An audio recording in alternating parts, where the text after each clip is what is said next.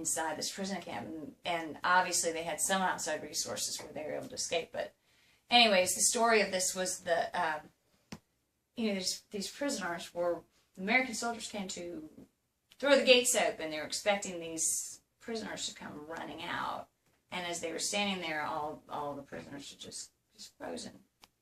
The doors wide open, but they had been there so long they couldn't remember what the difference was between gripping an iron gate and walking out into their destiny, which was going to be whatever the rest of their life was. I was struck by this story, wrote the song, but the truly phenomenal thing happened recently in Newmarket. I went to a coffee shop across the street from a friend's house that I was waiting to write some music with.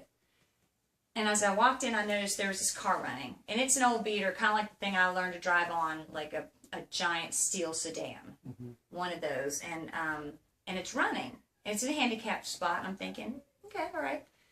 So I go inside, and there's the dude, obviously the owner of it. There's only really like 2 people in there. And he's sitting there, and he's got this oxygen tank, And so I ordered, and I went and sat down, and he struck up a conversation. He just seemed lonely and like full of stories and whatever. So I tapped that, and I'm sitting there, and he says, "What are you doing here?" I'm visiting, the Deans across the street, and oh yeah, I know them. They're great people, whatever. I said, "Is that your car out front?" And he was like, "Yeah, I can't shut it down."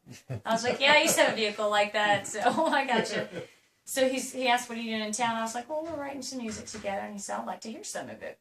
And I said, "Well, I'll sing you this song that you're gonna love it," which I just sang to y'all, but it comes with a little story, so let me prep it for you. So I told him the story. He was there that day.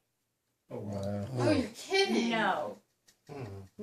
I wrote a song about a situation with a person, a human being that was in that spot the day I wrote, well, not the day I wrote the song, the day I wrote the song about. And then he showed up in a coffee shop like some 10 odd years later to complete that story. And I told him, and his face melted. I mean, he wept, and I looked at him, and I was like, I guess there's only one thing to say. Thank you. And it's just, yeah, growing better and just coming apart. So